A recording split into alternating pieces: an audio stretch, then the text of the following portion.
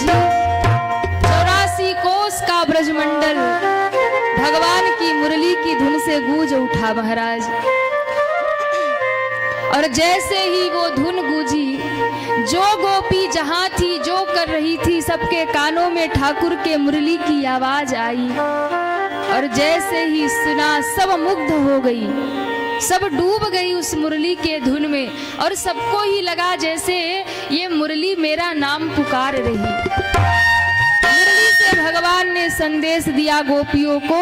और यहाँ सुखदेव स्वामी कहते हैं, परीक्षित, जो गोपी जहां थी जो कर रही थी, जिस हाल में थी, सब अपना काम धाम छोड़ के दौड़ी महाराज। हाँ, एक गोपी अपने घर में श्रृंगार कर रही थी बैठे।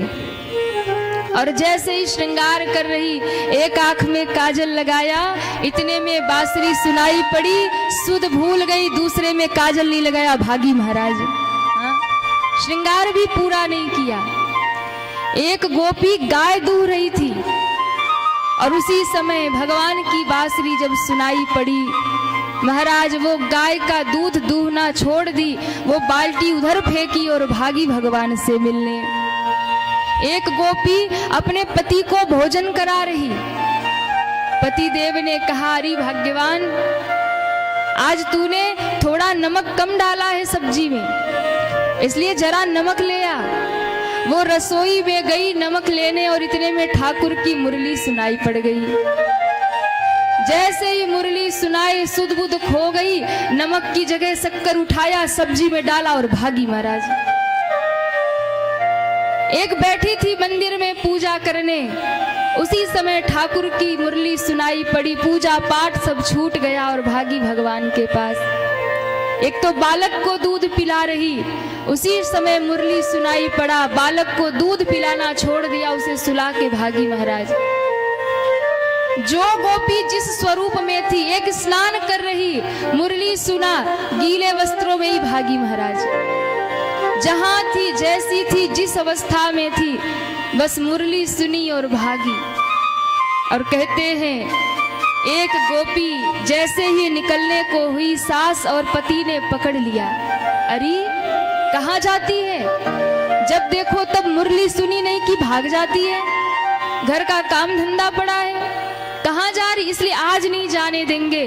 और आज उस गोपी को कमरे में बंद कर दिया सास ने, नहीं जाना। जब देखो वो मुरली बजा और ये भागती है।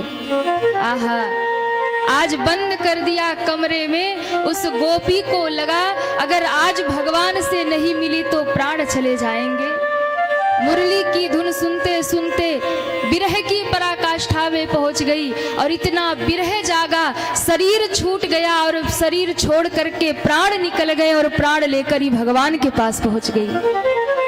हर एक रूप से गोपियां भगवान से मिलने आ गई। जैसे ही आया, सारी गोपियां भगवान के सामने खड़ी हो गई, पर भगवान किसी को नहीं देख रहे। वो तो नेत्र बंद करके अपनी मुरली के धुन में खोए मुरली बजा रहे। मुरली बजाते बजाते जब भगवान को थोड़ी सी सुधि आई और मुरली की तान रुकी, नेत्र खोल के देखा, सामने हजारों लाखों गोपियां खड़ी हैं। भगवान ने गोपियों को देखा, अरे वाह गोपियों, तुम कब आई? हे महाभाग, आओ आओ, हम तुम्हारा बड़ा स्वागत करते। भगवान ने पहले बड़ा स्वागत किया, स्वागतम भो महाभाग। हे महाभाग, तुम्हारा बड़ा स्वागत है, आओ आओ। आहा, कोई प्यार से निमंत्रण दे, भैया हमारे घर आओ, और आप जाओ और वो महाराज चादर बिछा दे, हाथ जोड़ ले, आ जाओ भैया, विराजो विराजो। कितना आनंद होता है। देखो तो पहले प्रेम से बुलाया, अब कितना स्वागत कर रहा है। सब्सक्राइब करें हमारे YouTube चैनल साधना गोल्ड को और पाएं वीडियो सबसे पहले। और हाँ, बेल आइकन दबाना ना भूलें।